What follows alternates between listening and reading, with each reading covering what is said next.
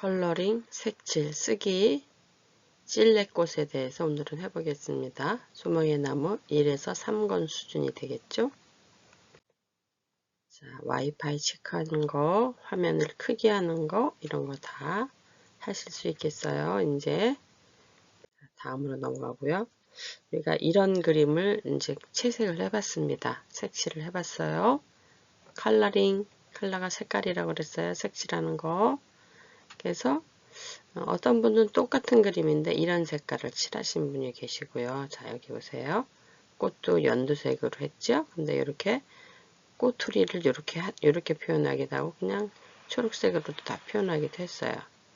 이거는 이렇게 딱 봐서 한 사람이 그린 느낌이 나죠.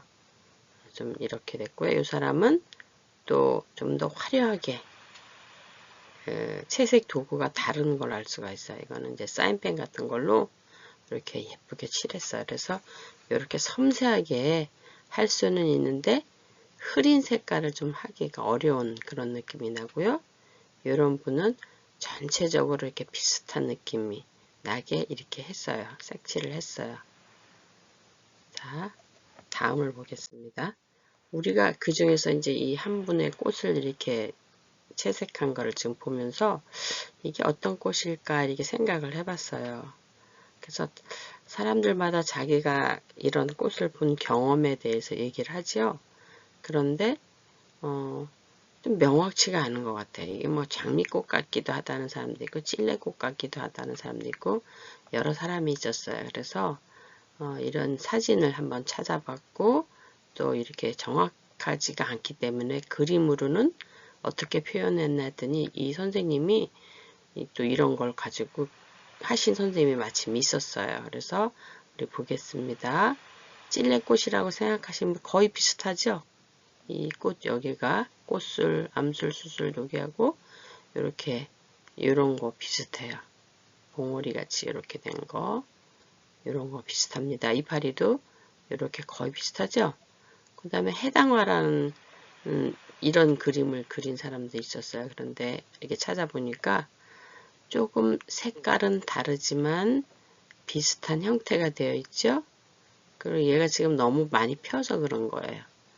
이렇게 돼 있고 그리고 이제 꽃잎이 좀 더 약간 얘보다 거친 느낌이 나죠. 이렇게 털도 좀 복술복술 나 있고 이파리가 얘보다 더 좀 약간 거친 느낌이 나요. 그렇죠? 그래서 찔레꽃 같다, 해당어꽃 같다 이렇게 생각했습니다. 그래서 꽃말 이 꽃도 어떤 느낌을 주니까 이렇게 한 거예요. 이거는 고독이다, 신중한 사랑이다, 가족에 대한 그리움이다. 이 꽃을 보면서 그렇게 느낌도 가고 또 꽃말도 이렇게 되어 있어요. 얘 같은 경우는 원망하는 것 같은가요? 자, 이렇게 되어 있습니다. 왜 이런 꽃말이 있을까 해서 보니까 이런 전설이 있었어요. 자, 이런 전설이 있었습니다. 찔레꽃 한번 읽어볼까요? 이 찔레꽃인데 고독 또는 신중한 사랑, 가족에 대한 그리움 이런 거라 그랬죠? 자, 읽어보겠습니다. 고려시대 우리 지금은 뭐예요? 대한민국, 자유대한민국인데 예전에부터 삼국시대, 또 고려시대, 또 조선시대, 뭐 근대 이런 게 일제강점기시대 이렇게 쭉 나오잖아요. 그런데 이게 고려시대예요. 그때 원나라 말 타고 다니는 그 몽골 비슷한 데 있는 지금 지역 그쪽에 기마민족이잖아요. 이 사람들이 지배를 할 때였어요. 그래서 우리나라가 힘이 약해서 이 나라 지배 밑에 있으니까 뭔가를 이 나라에다가 좀 갖다 바치거나 이래야 되거든요.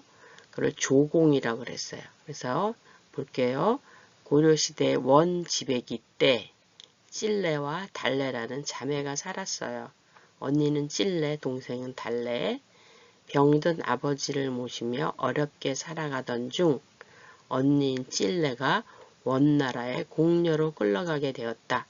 공녀가 아까 조공이라 그랬죠? 제공을 하는 거예요.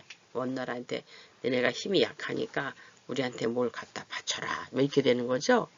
그래서 일로 끌려가는 거예요. 그래서 여기에 뭐 후궁이 된다든가 아니면 또 이런 데 팔려가서 이렇게 이 여인들이 많이 이렇게 좀 어려움을 당하게 되었어요. 그래서 이 찔레는 우여곡절 끝에 이러저러한 일을 다 겪은 끝에 10여 년이 지나 고향으로 돌아오게 되었어요. 그런데 옛집은 없어지고 집터에는 잡초만 무성했어요. 얼마나 고향이 그리웠겠어요. 이 그리움이에요. 그래서 아버지는 찔레가 이렇게 공녀로 가니까 이를 비관해서 자살을 했대요. 동생인 달래는 정신을 잃고 언니는 끌려가지 아버지는 돌아가셨지 하니까 집을 뛰쳐나간 후 소식이 끊어졌다고 했어요. 그래서 고향으로 돌아왔지만 이렇게 환영을 받지 못하고 깊은 슬픔에 빠진 찔레는 동생 달래를 찾으러 산과 들로 헤매고 다녔다. 그러던 어느 추운 날 달래를 찾으려다가 쓰러진 찔레를 눈이 하얗게 덮었다. 눈이 소복소복 내린 거죠. 근데 봄이 되자 이 누구의 찔레가 쓰러졌던 산길에 꽃이 하얗게 피어났다. 사람들은 이 꽃을 찔레꽃이라 불렀다. 이런 전설이 내려오고 있어서 사람들이 이 꽃을 보면 아 그리움이다. 이런 이제 고독, 신중한 사랑 이런 것도 있지만 주로 그리움이죠. 가족에 대한 그리움을 느껴진다 해서 이렇게 꽃말을 붙인 것 같아요. 자, 이 전설을 제가 읽었을 때 여러분들은 생각나는 드라마가 있나요? 얼마 전에 한 연인이라는 드라마가 있었어요. 저는 끝까지 보지 못하고 요 조공을 했다가 이렇게 다시 풀려 나와서 돌아오는 장면 이거를 봤었어요. 그런데 어때요? 환양년 환양년에서 저기 그 배우 이름은 잘 모르겠는데 여자 주인공이 막 환영을 받지 못하죠. 고향으로 돌아왔지만 환영을 받지 못한 이런 슬픈 역사가 있는 거예요. 이게 우리나라 전설만이 있는 게 아니라 실제 병자호란 때 이 공녀가 뭐예요? 청나라에 의해 조선으로부터 일로 끌려간 거예요. 청나라로 강제로. 이런 여성들을 말합니다. 제공하는 거예요. 여자를 갖다가. 그래서 병자호란은 언제 일어났느냐? 1636년. 지금 몇 년이에요? 2024년이잖아요. 근데 이렇게 예전에 인조 임금님 때 그렇게 힘이 약했어요. 그래서 이분이 막 도망을 가기도 해요. 남한산성으로 갔다가 뭐 강화도로 갔다 이런 시절이었는데 청나라가 조선을 침공하여 조선을 굴복시킨 사건이에요. 그래서 청나라가 조선을 정복한 후 조선의 여성들을 공녀로 삼아 청나라로 끌고 갔습니다. 자, 어때요? 힘이 약하면 이렇게 당하게 되어 있는 거예요. 그래서 힘을 길러야 돼요. 자, 그래서 이렇게 항상 대비를 해야 됩니다. 이런 전설에서 우리가 교훈을 얻게 되는 거예요. 우리가 찔레꽃을 전설을 보다 보니까 아 병자호란에 우리 여인들이 청나라로 끌려갔구나 하는 아픈 역사를 지금 보았습니다. 자, 그럼 이번에 해당화를 또 한번 볼게요. 어느 외딴 섬, 얘는 꽃말이 원망이래요. 원망. 왜 원망인가 한번 볼까요? 어느 외딴 섬 바닷가에 남매가 살고 있었다. 아까는 자매인데 이번엔 남매죠? 오빠와 동생이에요. 아니면 누나와 동생일 수도 있죠. 어느 날 누가 와서 누나네요. 누나를 궁녀로 뽑아 강제로 육지로 데려가 버렸다. 자, 여기는 궁녀예요. 아까는 공녀죠. 청나라에 제공하고 이건 궁으로 간 거예요. 궁녀로 뽑아 강제로 육지로 데려가 버렸다. 누나를 잃은 동생은 누나를 그리워하다가 죽었다. 이것도 그리움도 들어가 있죠. 그러니까 이거 섬에 있으니까 누나를 찾을 길이 없잖아. 이 누나도 뭐 일단은 어디 뭐가 되겠어요? 궁의 나인이 되겠지요. 뭐 또 잘 뽑히면 후궁이 될 수도 있고 또 뭐 이렇게 되기도 해요. 그런데 하여간에 이거는 좀 힘 있는 사람들이 강제로 데려갔다는 거예요. 내가 그 사람을 좋아해서 가는 게 아니라 데려가 버렸어요. 누나를 잃은 동생은 누나를 그리워하다 죽었다. 그 죽은 자리에 꽃이 피어났는데 그 꽃이 바로 이 해당화니까는 누나에 대한 그리움, 또 이런 강제로 데려간 사람들에 대한 원망, 이런 게 되겠지요. 그래서 이 노래, 지금 여기는 노래 제가 해당화하니까 저는 이 생각이 났어요. 예전에 이미자 씨께서 이때 무렵에 부른 노래가 있어요. 해당화 피고 지는 섬마을에 철새 따라 찾아온 총각 선생님. 섬마을에 총각 선생님이 이제 간 거예요.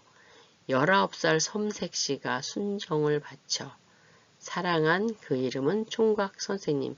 총각 선생님한테 이러저러한 뭐 방도 제공하고 뭐 이런 음식도 제공하고 시골 사람들 그럴 수 있잖아요. 선생님인데 선생님 하면 높은 분이잖아요. 예전에. 그래서 이 총각 선생님이 마을에 오니까 모든 사람들이 이렇게 다 선생님한테 잘해준 거예요. 그런데 그 중에서도 19살 섬색시는 정말 온 마음을 다 바쳐서 이 선생님을 똑바로 쳐다도 보지 못했겠죠. 수줍으니까. 그래서 이렇게 다 사랑하고 그랬는데 어느 날 선생님이 다시 그 자기 부임했던 거기 임기를 마치고 돌아가게 되어 있어요. 서울엘랑 가지를 마오. 그래서 예전에는 농촌 활동 뭐 대학생들이 이랬는데 가서도 이 정이 담뿍 들었으니까 이 학생들이 많이 울고 막 이런 게 많았어요. 아니면은 교생 실습을 나갔을 때 선생님한테는 느끼지 못한 이런 거를 이 자기 누나 같기도 하고 뭐 언니 같기도 한 선생님한테 많이 이런 걸 느꼈잖아요. 그래서 한번 교생이 왔다 가거나 이런 왔다 가면 이 흔들려 이렇게 마음들이 이 순정을 바친 이런 순수한 뭐 학생이나 섹시 이런 사람들이 흔들리거든요. 바로 이런 마음들을 해서 뭐 영화도 나오고 노래도 부르고 막 이랬어요. 그래서 해당화하니까 바로 이런 생각이 나요. 해당화 피고 지는 섬마을에 우리나라는 가장 큰 섬이 제주도죠. 제주도라고 생각하고 제주도보다도 더 작은 섬일 수 있어요. 철새 따라 찾아온 총각 선생님.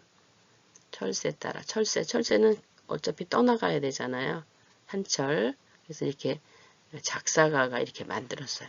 19살 섬색시가 순정을 바쳐. 요즘은 19살도 아니죠. 엄청 어린 애들이 조숙해서 이렇게 사춘기 들어가고 하지만 이때는 19살 아주 좀 늦게 이렇게 트이는 거지요. 사랑한 그 이름은 총각 선생님. 서울엘랑 가지를 마오. 이게 1절이에요. 2절. 구름도 쫓겨가는 섬마을에 구름이 이렇게 흘러가죠. 무엇 하러 왔는가 총각선. 이게 약간의 원망 같은 게 왜 왔는가 왜 와서 내 마음을 흔들어 놓고 가는가 이런 심정이겠죠. 총각 선생님. 그리움이 별처럼 쌓이는 바닷가. 이제 바닷가에서 선생님을 그리워하는 거예요. 이렇게. 이건 이미 떠나갔고 이거는 그리움이 쌓이는 바닷가에 이렇게 앉아서 걱정 시름 이런 거죠. 달래보는 총각 선생님. 서울엘랑 가지를 마오 떠나지 마오. 여기는 이제 똑같이 후렴으로 똑같은 걸 반복하는 거야. 구름도 쫓겨가는 섬마을에 무엇하러 왔는가 총각 선생님 이런 노래였어요. 그렇죠?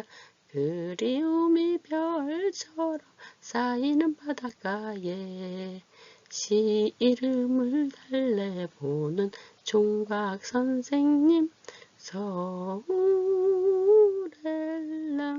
가지를 마오 떠나지 마오. 제가 여기 좀 약간 틀리게 좀 한 것 같아요. 그래서 이런 노래들을 많이 불렀어요.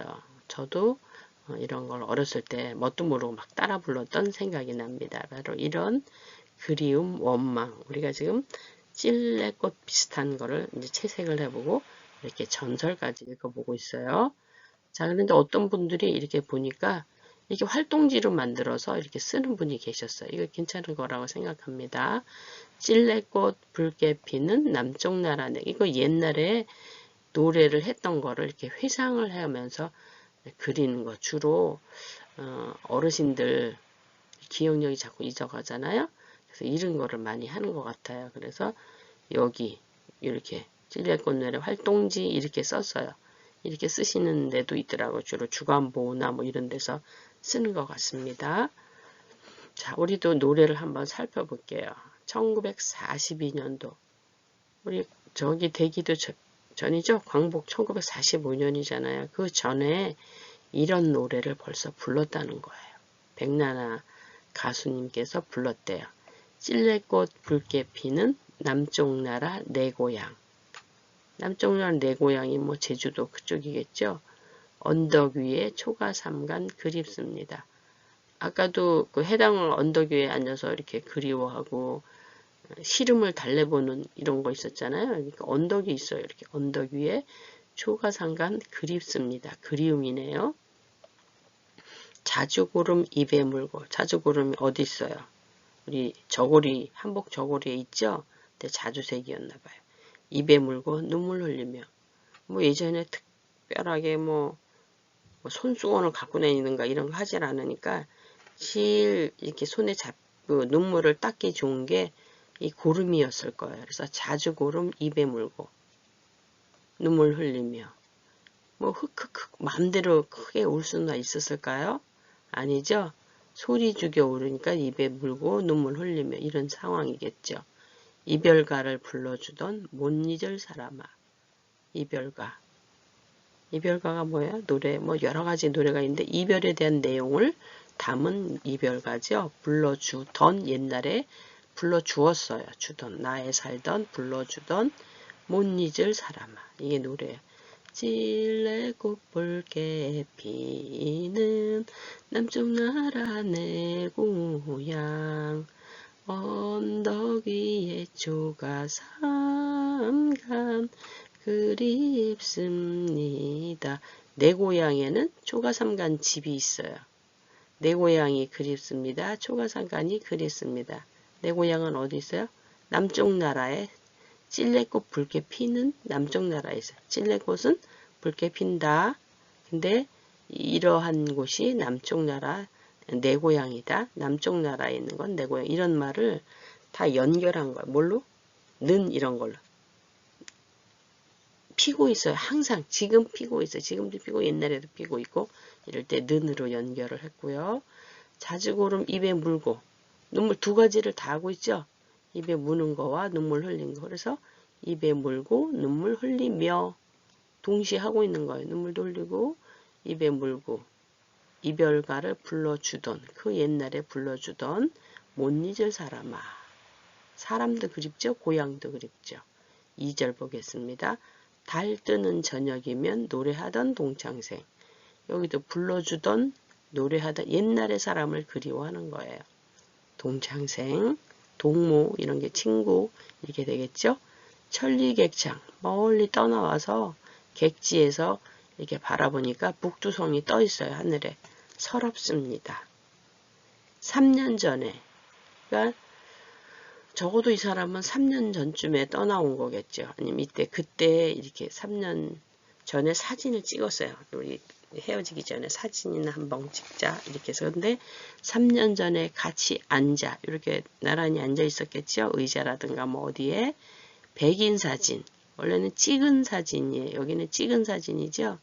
근데 여기는 사투리로 백인 사진 이렇게 썼어요.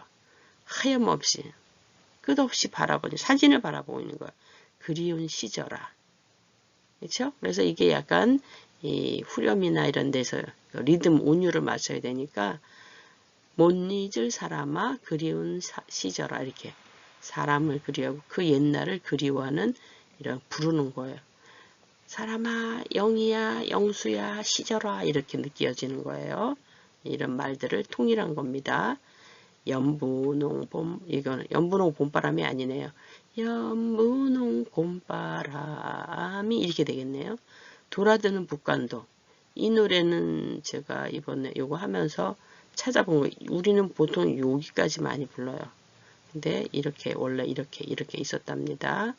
연분홍 봄바람이. 왜 그래요? 찔레꽃이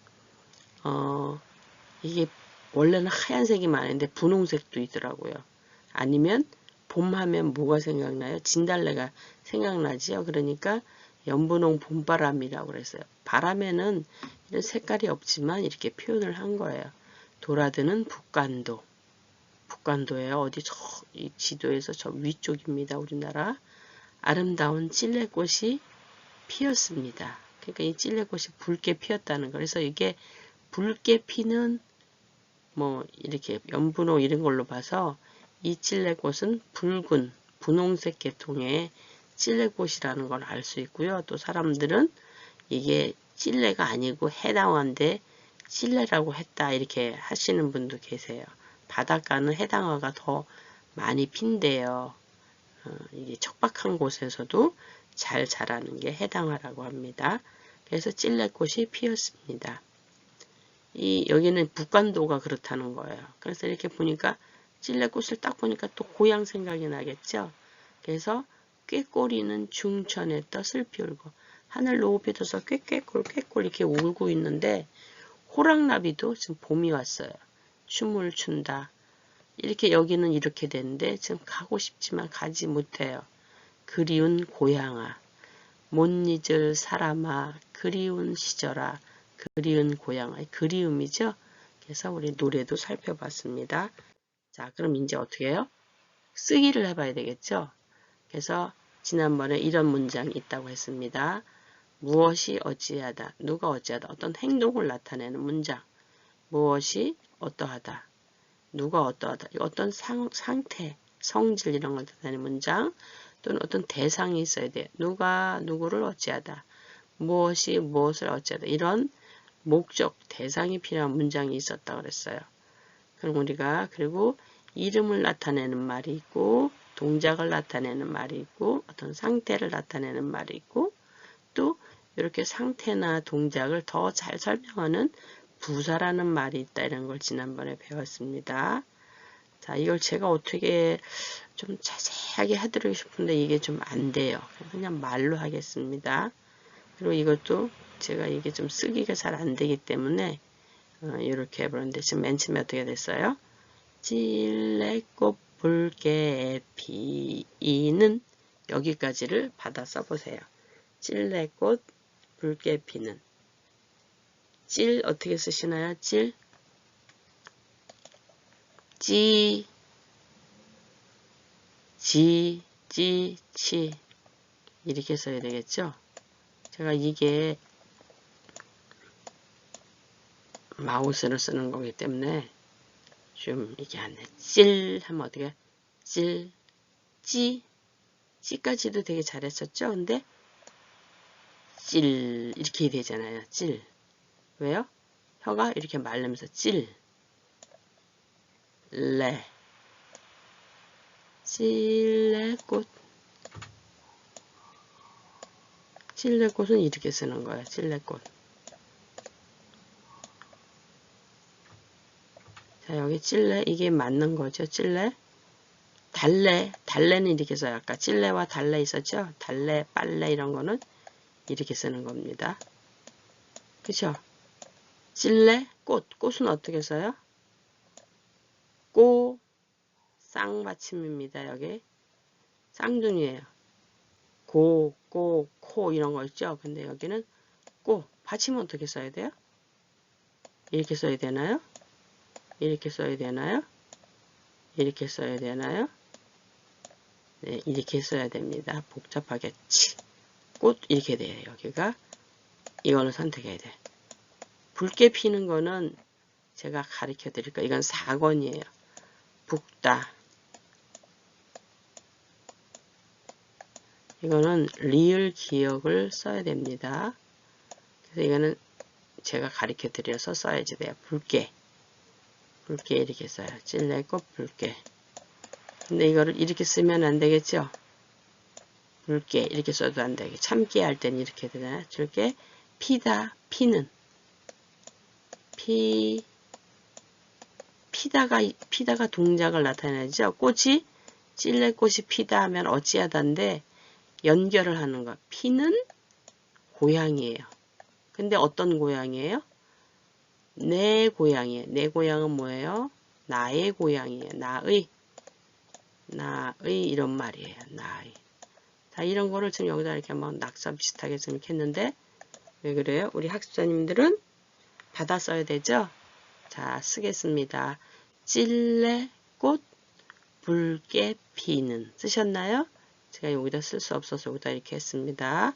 자, 어떻게 쓰셨나요? 찔레꽃 붉게 피는 찔레꽃 붉게 피는 찔레꽃 붉게 피다 이렇게 하려는데 너무 많아서 좀 설명을 하고 찔레꽃 붉게 피는 이런 거를 지금 해보겠습니다. 쓰셨나요? 찔레꽃 붉게 피는 자, 어떻게 쓰셨습니까? 이렇게 쓰면 맞아요. 찔레꽃이 붉게 피는 그런데 제가 여기를 안 썼네요. 이거는 안 해도 돼. 안 해도 돼. 요거는 이는 노래 우리 부를 때는 안 나왔어요. 찔레꽃 붉게 피는 이렇게 나왔어요. 그렇죠? 그래서 얘는 없어도 이가 생략되어도 꽃이 피는 거예요. 원래는요. 이런 문장이에요. 여기 뭐가 어찌하다? 꽃이 피는 거예요. 이렇게 피는데 이거를 연결을 해서 지금 이렇게 했고요. 요것도 없어도 되는 말에 생략을 하는 거죠. 이렇게 생략을 해도 된다. 그래서 노래에는 찔레꽃 붉게 피 이렇게 돼 있어요. 찔레꽃이 이렇게 안 돼 있어요. 그 다음에 두 번째는 뭐예요? 내 고향이에요. 근데 내 고향은 어디 있어요? 남쪽에 있어요. 남 어떻게 써요? 남 밑에다가 이렇게 코소리가 나면서 입을 딱 닫히는 소리가 어떻게 해요? 아이고 이 넘어갔네. 설명을 하려는데 클릭을 하는 말에 넘어갔죠? 남쪽 나라 설명하겠습니다. 쪽 그죠? 쪽에다 쪽 남쪽 받아쓰기 받침을 쓸 수 있었나요? 남쪽 나라 이렇게 남쪽하고 나라하고 다른 낱말이니까 띄어쓰기를 해야지 더 잘 이해가 되겠죠? 띄어쓰기가 됐습니다. 나의 고향 찔레꽃이 붉게 피는 남쪽 나라 내 고향 이런 문장들이 이렇게 연결되어 있어요. 내 고향은 남쪽 나라다. 이런 문장이 돼요. 내 고향은 남쪽 나라. 그렇죠? 내 고향은 나의 고향은 남쪽 나라. 근데 거긴 어때요? 찔레꽃이 붉게 핀다. 이 두 가지 이런 형태의 문장과 이런 문장이 이렇게 합쳐진 거예요. 그래서 찔레꽃이 붉게 피는 남쪽 나라 내 고향 이런 문장을 지금 받아쓰기를 해봤습니다. 다음으로 가겠습니다. 이번에는 뭐예요? 어디에 있었어요? 집이 언덕 위에 있었죠? 해당화에서도 언덕 위에서 이렇게 그림이 쌓이는 바닷가를 바라봤는데 언덕 어떻게 쓰나요? 우선 어자를 쓴 다음에 혀가 이렇게 잇몸 뒤로 가지요? 그러니까 어떻게 써야 돼요? 그죠? 이렇게 해야 돼요. 덕 하니까 어떻게 해요? 이런 소리가 나니까 더 밑에다가 이렇게 쓰는 거예요. 언덕. 그죠? 위 어떻게 쓰나요? 단모음인데 이중모음 같이 생겨서 오에다가 위 이렇게 장소를 말할 땐 이렇게 써야 돼. 이렇게 씁니다. 이렇게 쓰지 않아요. 이거는 애국가 어디 사랑한다는 말 이런 말에 쓰는 거지. 이렇게 써야 돼. 언덕 위에 뭐가 있어요? 초가 3간. 초가집이에요. 그런데 아주 3칸밖에 안 돼. 아주 작은 집을 말하는 거야.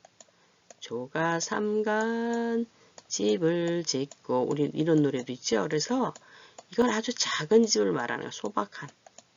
근데 다리 하나 뻗을 정도로 그렇게 3 밑에다 3 간 이렇게 되죠. 간 여기 보고 또 힌트 하시는 분도 계시네요. 그래서 언덕 위에 초가 3간 그립다. 나는 초가 3간이 그립다. 어떠하다죠? 나는 초가 3간이 그립습니다. 나는 그립습니다. 초가 3간이 그립습니다. 근데 초가 3간은 어디 있어요? 언덕 위에 있어요. 근데 이걸 다 연결해서 하니까 그립습니다. 비읍니다를 하겠습니다. 그립다. 이게 그립다예요. 여기 보고 싶어요. 아쉬워요. 이런데 습니다 채로 지금 하겠습니다. 격식을 갖춰서 비읍니다. 여기까지는 이렇게 돼 있어요. 근데 이게 받침이 있을 경우에는 여기 받침이 있죠. 여기 습니다로 하는 거야. 습니다. 네, 요거 잘 알아두세요. 뭐뭐 그립습니다. 언덕 위에 초가삼간 그립습니다. 근데 만약에 먹다, 먹습니다. 가다, 아니 받침이 없는 애가 있어요. 가다 오다 이런 건 받침 없는 애죠. 그러면 그냥 이 다를 띄고 바로 여기다가 갑니다 이렇게 바로 써버리는 거야. 네, 지금 갑니다. 야, 영희야 언제 오니? 네, 지금 갑니다. 이렇게 되는 거예요. 자, 그럼 어떻게 쓰셨나요? 제가 이제 미리 연습을 해봤기 때문에 다 쓰셨죠? 띄어쓰기만 언덕 위에 초가삼간. 아, 이게 있어서 잘 안 보이는군요. 이게 언덕 위에 초가삼간 됐죠? 여기 써도 되니까 여기도 이걸 지워야겠네. 그립습니다. 뭐 이 정도로 하고 그냥 하겠습니다. 그립습니다. 이렇게 쓰셨나요? 그립습니다. 그렇죠? 이렇게 비읍니다 배웠고 초가삼 언덕 위에 초가삼간 이렇게 됐습니다. 그래서 씁니다 이렇게 쓰면 안 돼요. 네? 그립하고 씁니다 소리 나는 게 왜 그래요? 립 씁니다. 예, 자음과 자음이 만나서 이 된소리 요게 씀 이렇게 났죠? 그 다음에 요거는 니은이 이게 콧소리 나는 애라서 닮아서 이렇게 소리가 나거든요. 그립습니다. 근데 이렇게 쓰면 안 돼요. 그립 비읍니다. 이래야지 우리가 뜻을 알 수가 있어요. 자, 그 다음 노래는 뭐였나요? 자, 자주 고름 입에 물고. 그렇죠? 손주건이 없어요. 그러니까 자주 고름. 자주는 잘할 수, 고름이 여기 나왔네. 고름 어떻게 해야 돼? 르도 어려운데, 이런 소리가 나니까, 이렇게 해야 돼요. 그죠? 입, 이게 입이 이런가요? 이런 거 쓰면 안 되죠? 이건 이파리, 잎사귀 할 때 입이죠? 입, 이렇게 해야 돼요. 근데 아까 장소라 그랬죠?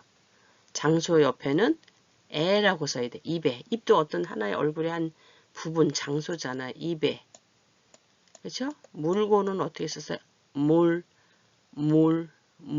밑에다가 이렇게 리을이 말리는 소리가 나면 어떻게 돼요? 아니, 혀가 말리는 소리가 나면 이렇게 물고. 그렇죠? 자주 고름 입에 물고. 그 다음에 어떻게? 눈물 흘리며. 눈물을 흘려요. 뭐뭐 하며. 눈물 흘리며. 눈물. 눈 이렇게 쓰셨나요? 물 아까 썼고 문물 흐가 좀 발음이 어려워요. 근데 혀가 지금 헐 이렇게 되니까 이렇게 써야 돼요. 흘리며.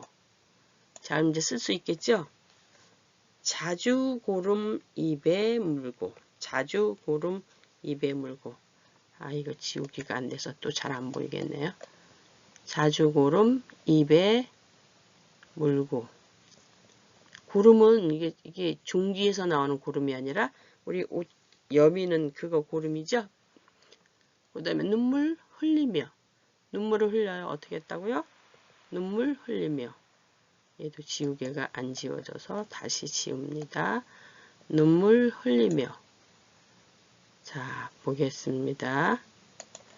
자, 고름은 양쪽 옷자락을 여기니까 이렇게 자주 고름을 이렇게 입에 눈물을 흘려야 돼. 눈물을 닦아야 되는데 손수건이 없으니까 그렇다고 이 옷소매 뿌리를 이렇게 닦을 수 없잖아요. 우리 코를 이렇게 코 닦듯이. 그러니까 눈물을 찍어내는 거 이렇게. 그리고 크게 대성통곡하고 울 수 있는 게 아니죠. 마음속으로 해서 눈물이 이렇게 스며들어서 이렇게 흘러내리는 거니까 이렇게 되는 거예요. 자주색 고름을 입에다 물고, 뭐를 물어요? 무엇을? 이건 요기 형태가 돼요. 자주고름을 입에 물고, 을자는 없지만 여기에 입에다 물다는 어떤 대상이 있어요. 뭘 물어? 얼음을 물어? 뭐 고기를 물어? 이렇게 되는데 여기는 고름이에요. 어디다가? 입에다가. 어디에 이런 거 부사 같은 거죠? 입에 물고 동작을 나타내는 말을 이렇게 설명해 주고 있어요. 자주색 고름을 입에 물고 눈물을 흘려. 눈물을 흘린 건 이거죠? 무엇이 어찌하다죠? 아니네요. 잘못됐네요. 무엇을 흘리는 거예요. 내가 흘리지만 무엇을 흘려요? 눈물을 흘려요. 그래서 여기에 해당하는 문장들이 돼요. 그런데 동시에 이루고 있어요. 지금. 이것도 하지요. 입에 물고도 있지요. 소리가 새어나지. 여인네가 막 대성통곡하고 하면 그것도 남사스러운 일이잖아요. 그러니까 이게 눈물을 꼭꼭 짜면서 참고 있는 거. 속에 북받치는 그 그리움이나 이런 거를 참고 있는 거예요. 이것도 하고 이것도 하며 동시에 눈물도 흘리고 이렇게 하는 거예요. 참기도 하고 하는 거예요. 그래서 이런 거를 연결어를 이렇게 썼습니다.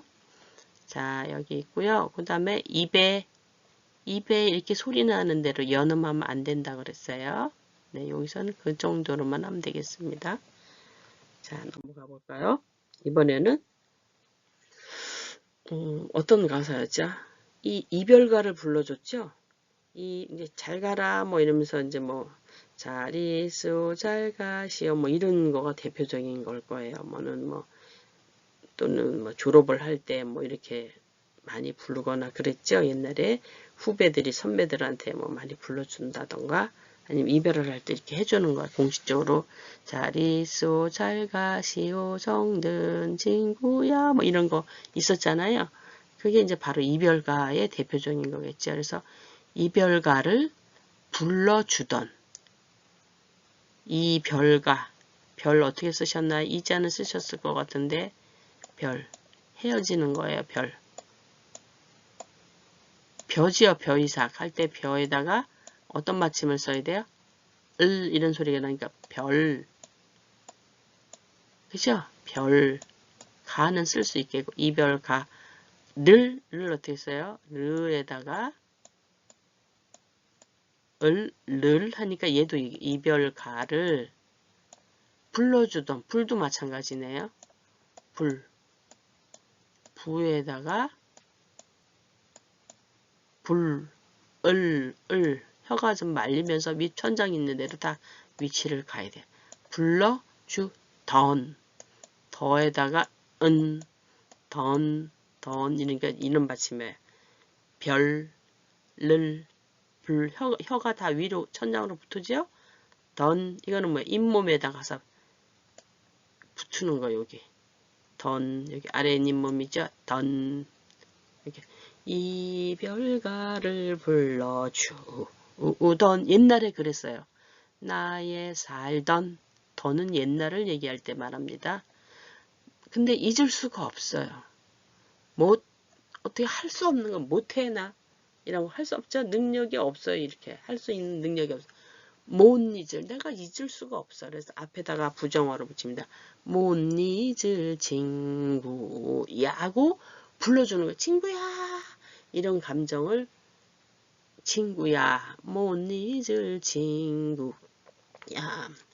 제가 좀 이렇게 목이 말라서 근데 읊조리는 거 이렇게 나직하게 부르는 거 옛날을 그리워하면서 이별가를 못 잊을 못 어떻게 쓰셨나요?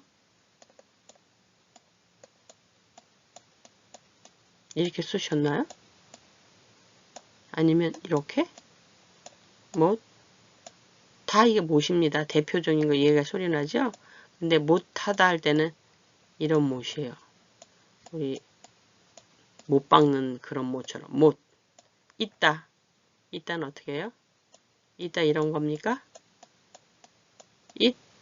이거는 있다 없다 존재를 나타내는 거고 이거는 이어가는 거예요. 끈을 쭉쭉쭉쭉 이어가는 거죠. 우리는 이거를 써야 돼요. 잊을 친구야. 그죠? 얘도 대표적으로 어떻게 써요? 이렇게 소리가 나는 거예요. 대표 소리.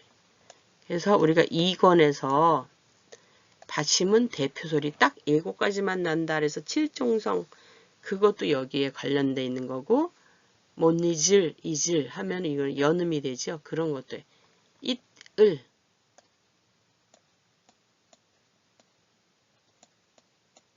이렇게 돼요. 여기 이렇게 써야지 얘처럼 이렇게 쓰면 안 돼요. 잊을 그렇게 들리거든요. 왜냐하면 연음이 돼서 그래요. 불러주든 이거는 불러주던 여기 던으로 읽어야 되는데 이거는 옛날에 나의 살던 옛날에 살던 고향이야. 근데 이거는 불러주든지 말든지 이건 선택을 하는 거예요. 너 뭐 먹을래? 밥을 먹든지 국수를 먹든지 아무거나 좋아. 이럴 때 선택할 때는 든이라고 그래요. 그래서 이런 거를 주의해서 해야지 되겠습니다. 부르다 뭐 소리를 내는 것도 있고 아니면 뭐 사람을 부를 때도 있죠. 이따 기억하지 못하는 거 망각. 이따와 일타를 또 구별해야 되겠죠. 근데 일타는 4권에서 배울 거니까 여기서는 안 해요. 자, 그럼 어떻게 쓰셨나요?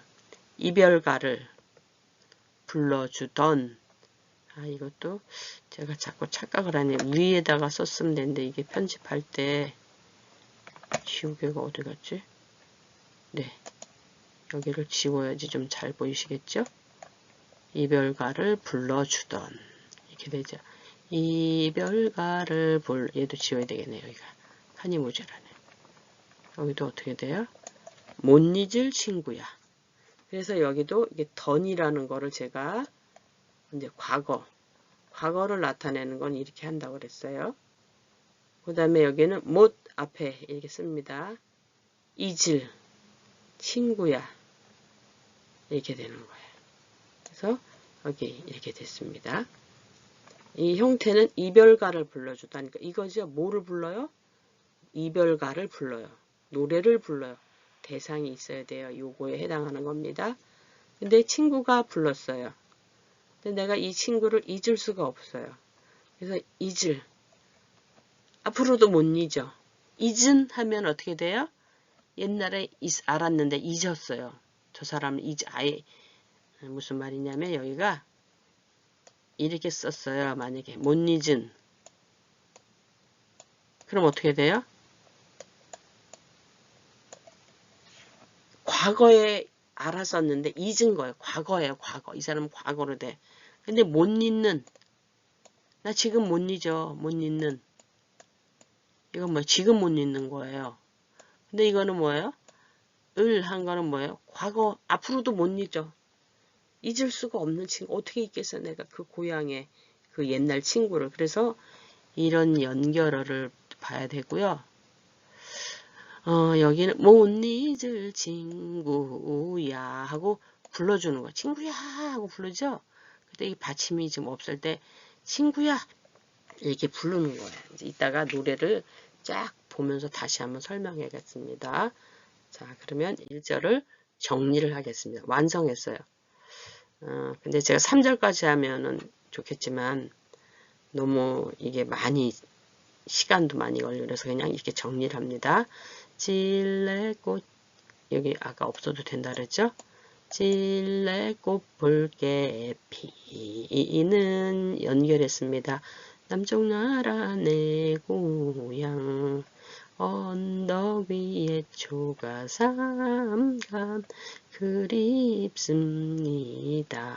자주 구름 입에 물고 눈물 흘리며 이별가를 불러주던 못 잊을 친구야. 조금 전에 우리가 받아쓰기 한 거를 제가 이렇게 읊조려 본 거예요.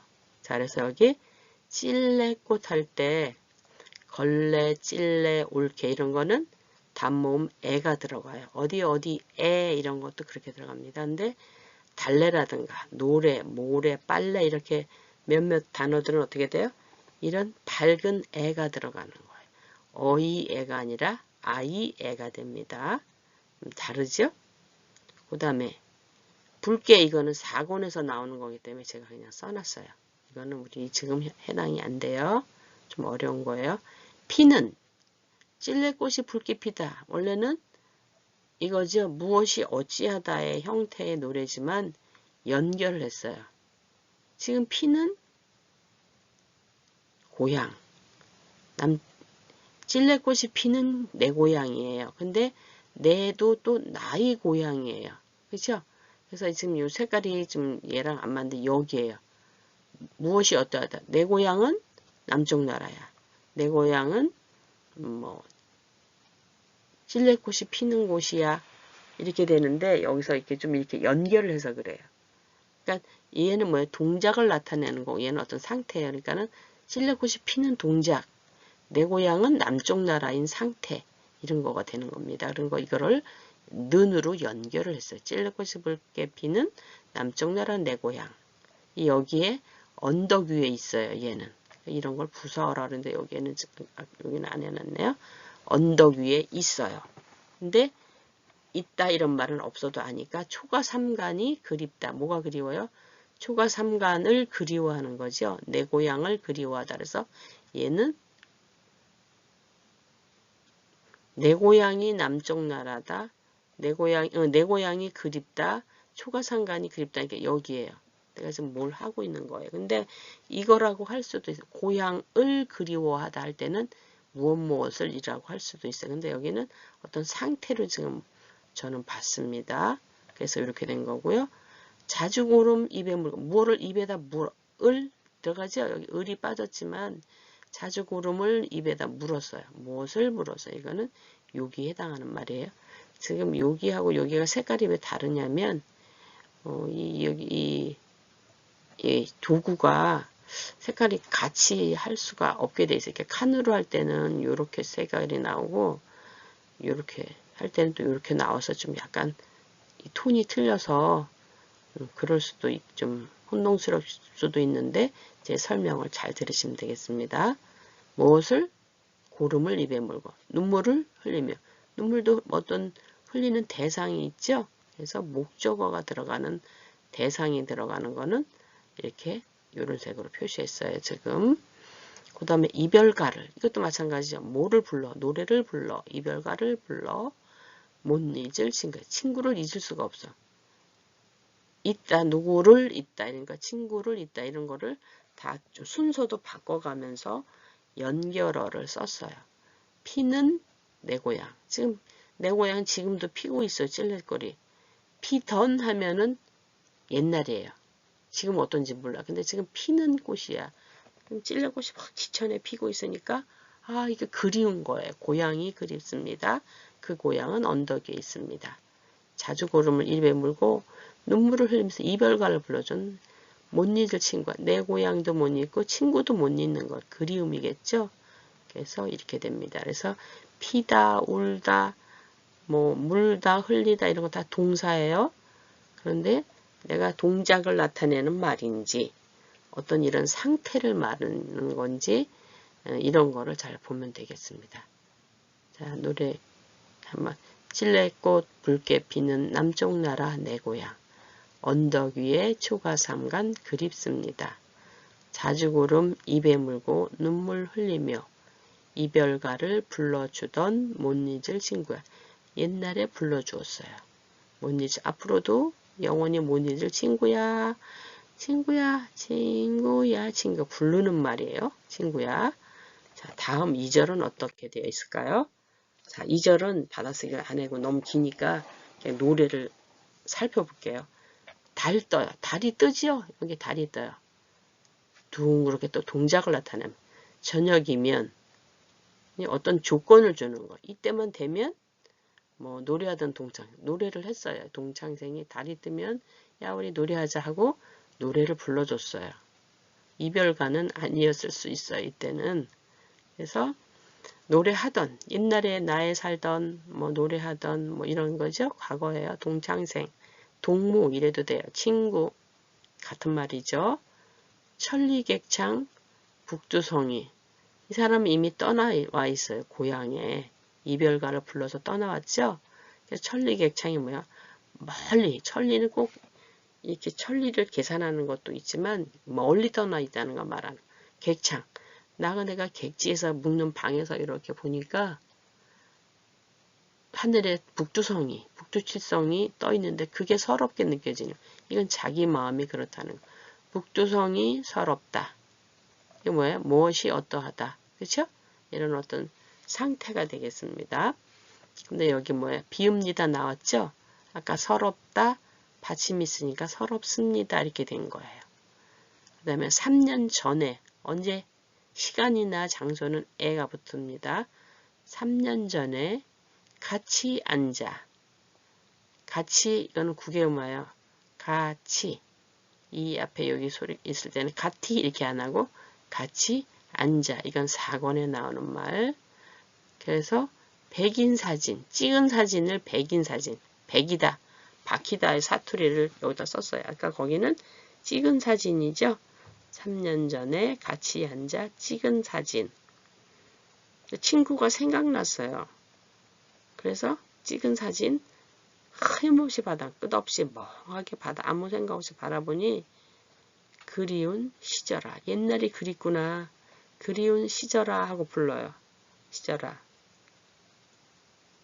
아까 맨 처음에 1절에는 뭐였어요? 그리운 시절이 아니라 못 잊을 친구야 그랬는데 여기는 시절아 그랬잖아요. 그래서 이 부를 때도 받침이 있으니까 구야 친구야 할 때는 받침이 없으니까 야 이런 거를 볼 수가 있어요.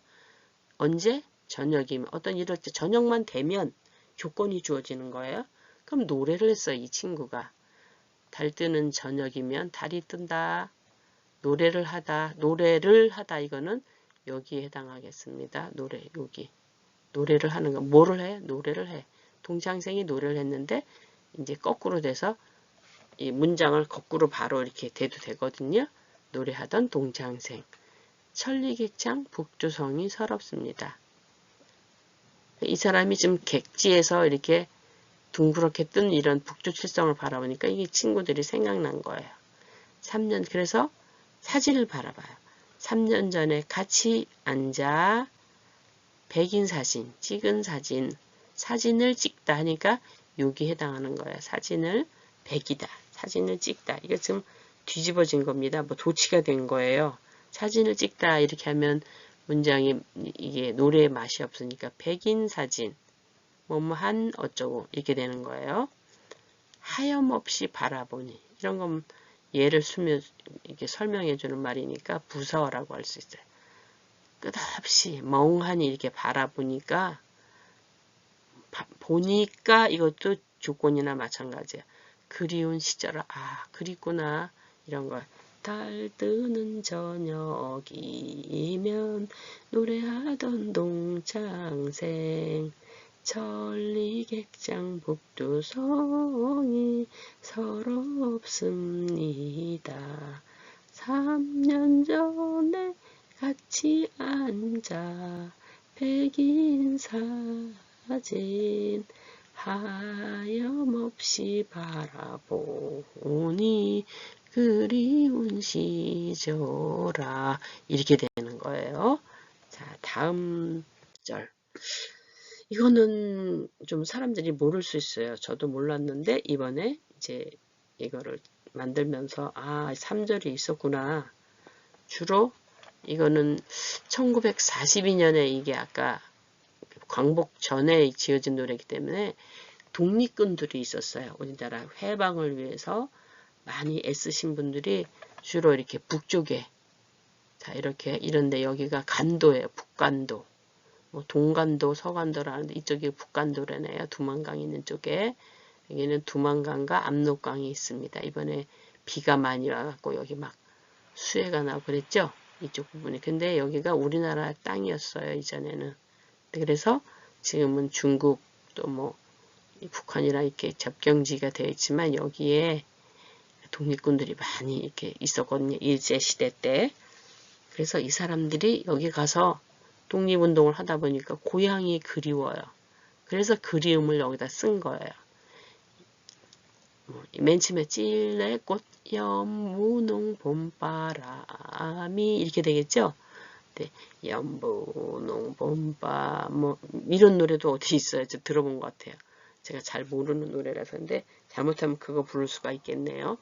이건 연분홍 봄바람이 돌아드는 북간도.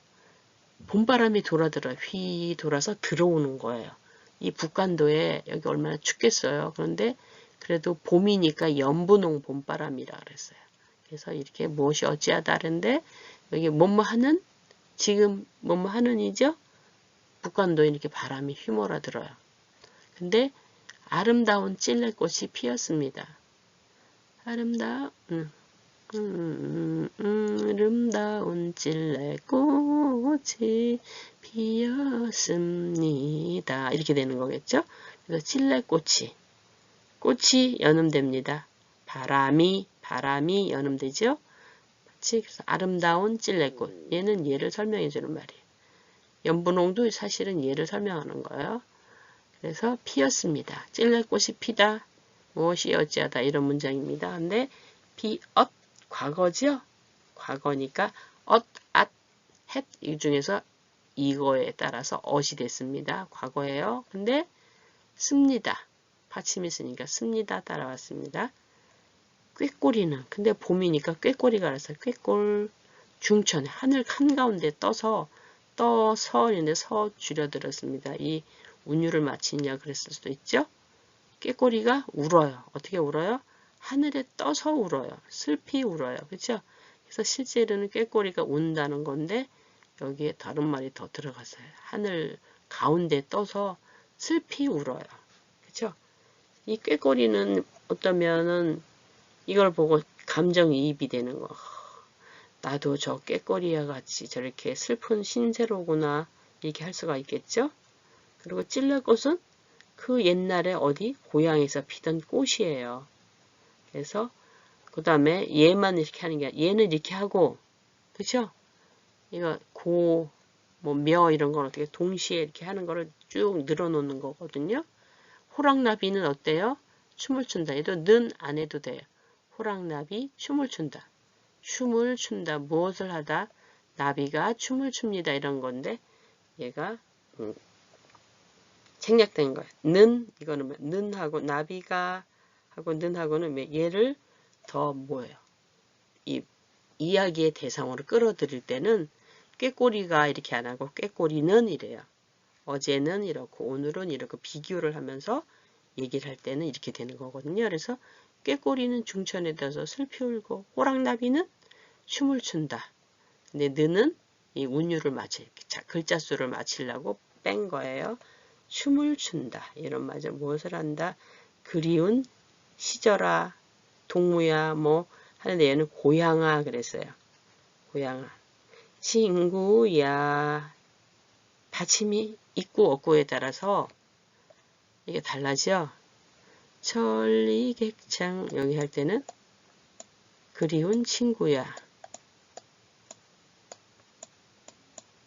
그래서 부르는 말은 야가 있구나. 아가 있구나. 근데 또는 시절아. 어떤 사람에 대해도 그림은 있었지만 그 어떤 시절, 그리운 고향 이런 거 다 할 수 있죠. 이럴 때는 뭘로 할까요? 시절아, 고향아 할 때는 다 아예요. 근데 이렇게 받침했을 때는 야 이렇게 돼요. 자, 우리 이런 거 는, 던, 뭐 고, 며 이런 거 했습니다. 그 다음에 이거는 춤을 춘다 이거는 뭐예요? 현재예요. 여기를 제가 이거는 과거예요. 과거. 옛날에 지금 북간도에 아름다운 찔레골이 이미 피어서 언제 피었는지 모르게 피었어요. 아까 내가 본 거보다도 먼저 피었어요. 근데 이거는 지금 춤을 추는 거예요. 호랑나비는 무심하게 훨훨훨 봄이 됐어요. 계절은 변함없이 돌아왔건만 나는 고향으로 돌아갈 수 없구나. 북간도에서 이렇게 하는 거예요. 그래서 이 음을 맞춰서 연분홍 봄바람이 돌아드는 북간도 아름다운 찔레꽃이 피었습니다. 꾀꼬리는 종천에 떠. 좀 이상하죠? 슬피 울고 호랑나비 춤을 춘다. 그리운 고향아. 얼마나 이렇게 실향민이라든가 독립군이라든가 또는 우리 뭐 우리나라에 와 있는 난민이라든가 또는 이주 여성이라든가 다 그리움이 다 있잖아요. 자기 고향이나 어렸을 때 그런 거 있죠. 그런 거를 대표하는 곡이기 때문에 이 찔레꽃이 아주 사람들이 많이 부르는 노래예요. 특히 이제 연세 드신 이 시니어 실버들은 이 노래를 굉장히 많이 불러서 저기 월요일날 가요 무대 이런 거 있어요. 여기에 굉장히 많이 불려지는 애창곡 중 순위 서열이 아주 높다고 하거든요. 그러니까 이게 우리가 마침 이 그림을 컬러링을 하면서 이게 좀 찔레꽃이랑 비슷하구나. 그래서 찔레꽃 가사 쓰기야 노래를 한번 해봤습니다. 자, 그럼 좀 더 알아봐야 되겠죠? 해당어와 찔레꽃이 왜 이렇게 비슷할까? 그래서 이렇게 봤더니 우리가 말하자면 친척 이런 거 비슷한 것처럼 이런 게 있어요. 이 분류를 하는 게 있거든요. 문강, 목과 뭐 이렇게 있어요. 이건 이제 중학교 가고 고등학교 가면 생물 시간이 있어요. 과학 중에서도 생물이라고 하는데 그 중에서 이제 분류를 하는 게 있어요. 그래서 여기 보면 장미목, 나무에 장미목. 여기도 장미목이죠. 로즈가 장미거든요. 로사 멀티플 플로라. 그러니까 꽃이 여러 개 막 이렇게 핀다는 거예요. 여긴 영어로 안 돼 있지만 이렇게 돼 있어요. 장미과예요. 장미랑 비슷하죠, 왠지 꽃이. 그리고 뭐 가시가 막 있었잖아요. 그런데 장미 속에서 여기는 이름이 최종적으로 찔레꽃이에요. 찔레. 멀티플로라. 이게 얘 찔레꽃이라는 말이군요. 해당화 얘는 이게 마지막에 학명인데 얘랑 순서가 좀 이상하네. 얘는 순서가 또 여기가 있네. 학명이 이거예요. 근데 얘도 여기가 약간 달라졌죠. 여기 학명이 이거는 또 여기다가 이렇게 해놨어요. 편집을 이렇게 해서 그런 거예요. 그래서 문강목과 속종할 때 여기서 이렇게 장미과 장미속 다 거의 비슷했는데 여기 가서 틀려진 거. 로사 얘는 뭐라고 부르는 건지 모르겠네요. 이 이태리어도 아니고 뭐라고 하나요? 그래서 하여간 로사라는 말이 로사리 이렇게 장미랑 관련돼 있는 거예요. 근데 얘도 앞에 그 로사가 붙었거든요. 얘도요. 근데 여기 가서 뒤에 가서 좀 달라졌죠. 멀티 어쩌고 저쩌고 얘는 읽겠는데 얘는 뭔지 모르겠어요. 그래서 이렇게 달라져서 얘가는 해당하구나. 찔레꽃이구나 이런 걸 알 수가 있어요. 거의 꽃이 비슷했잖아요. 그래서 우리가 검색을 해본 거예요. 지금 이렇게. 그 다음에 얘를 봤을 때 찔레꽃은 장미과에 속해요. 우리가 조금 전에 봤죠? 높이는 1 내지 2m. 가지가 많이 잎이 갈라져. 잎이 이렇게 나면서 예리한 가시가 있어요. 가시. 찔레라는 말도 이거 껍질을 벗겨서 옛날에 막 연한 순줄기는 먹기도 하고 막 그랬죠. 이래서 유리한 거다. 가지에 달린 9개, 5개에서 9개 작은 잎은 서로 어긋난다. 뭐 이런 타원의 모양이고 가장자리에 잔톱니가 있다는 거.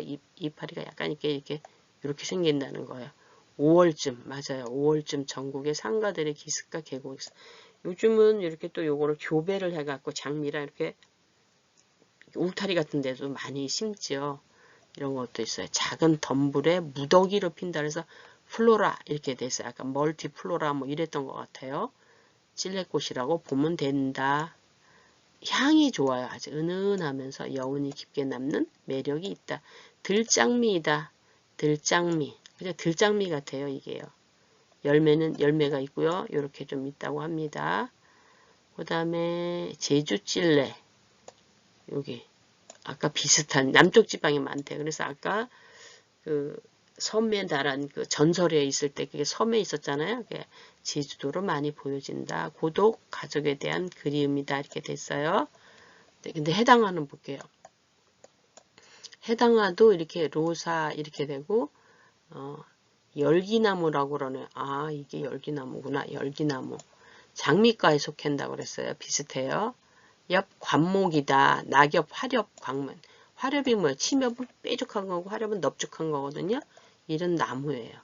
여기는 낙엽성 이렇게 돼 흔히 매과라고 매과라고 매괴네, 괴. 덩어리 괴.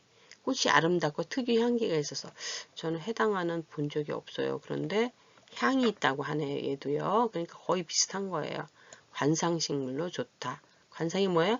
보기에 이렇게 아름답게 보는 걸 키우고 이런 걸 관상식물이라고 그래요.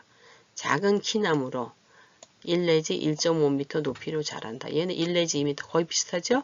바닷가 모래땅. 얘가 더 척박한데 잘 사는 거니까 바닷가에 있으니까 아까 그게 찔레꽃이 아니다. 해당하다. 이렇게 하는 말이 있어요.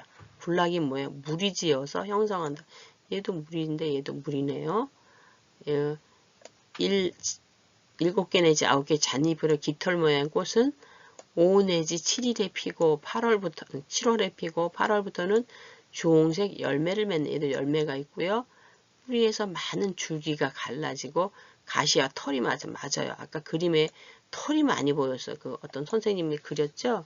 그래서 일본, 중국, 사할린, 쿠릴, 캄차카에 분포되었다. 그러니까 우리나라 전역에 분포되고 북쪽이나 이런 데도 보이는 거예요. 자, 어린 수는 나물로도 먹는데요. 그러네요. 나물로도 먹고 어리니까 좀 연한가 봐요. 뿌리는 좋습니다. 이런 것도 있네요. 당뇨, 치통, 관절염. 관절염에도 좋대요. 우리 실버 학습자님들한테도 도움이 되는 말이네요. 당뇨에도 좋대요. 치통, 관절. 꽃은 진통과 지혈은 물론 향수의 원료로 사용한다. 와, 이거 쓰임새가 되게 많네요. 뭐가? 해당화가 그렇다네요. 네. 토양의 종류를 가리지 않지만 습도가 적당하고 비옥한 사질, 모래 토양에서 잘 자라며 주로 해변, 그러니까 해변에 바닷가고 잘 자라네요. 자생한다. 노지, 땅에서 월동이 가능하며 이거 좋은 꽃이네요. 전국 어디서나 재배할 수 있다. 와, 이거 좋은 꽃이네요. 햇빛이 잘 드는 곳에 심는 것이 좋다. 가뭄에 잘 견디고 염해가 뭐야? 소금기죠? 이거 키울 만하네요. 해당화 보이면 사다가 우리 같은 이런 아파트 사람들은 뭐예요? 화분에다 심어보는 것도 좋겠네요. 쓰임새도 굉장히 많네요. 얘는 좀 더 소박하고 어때요? 소박하고 좀 우리가 애잔한 이런 그림이 있으면 해당화는 좀 더 강인한 느낌이 나네요. 그죠? 똑같은 꽃이라도 장미과에 속하는 것이라도 꽃이 이렇게 다르다는 것까지 배웠습니다. 우리 성인 학습자들은 이런 공부가 가능해요. 근데 이제 우리 어린 학생들은 어때요? 이런 거 좀 힘들죠. 본 적이 없잖아, 이런 애들은. 근데 이제 물론 검색을 해서 요즘 아이들 굉장히 똑똑하지만 우리 시니어나 이 실버 학습자들은 이미 이런 건 다 알아요. 글만 모르시는 거거든요. 그러니까 이런 학습이 가능하다는 거예요. 쓰기, 읽기만이 쓰기 뭐 이런 거 받아쓰기 이런 것만 공부가 아니고 이런 다양한 것도 공부라는 거를 좀 활용하셨으면 좋겠습니다. 자, 오늘도 수고 많으셨고요. 우리가 컬러링을 통해서 찔레꽃과 해당하라가 어떤 꽃이라는 걸 살펴보았고 찔레꽃 노래 가사를 살펴보고 쓰기 연습도 해봤습니다. 수고 많으셨습니다.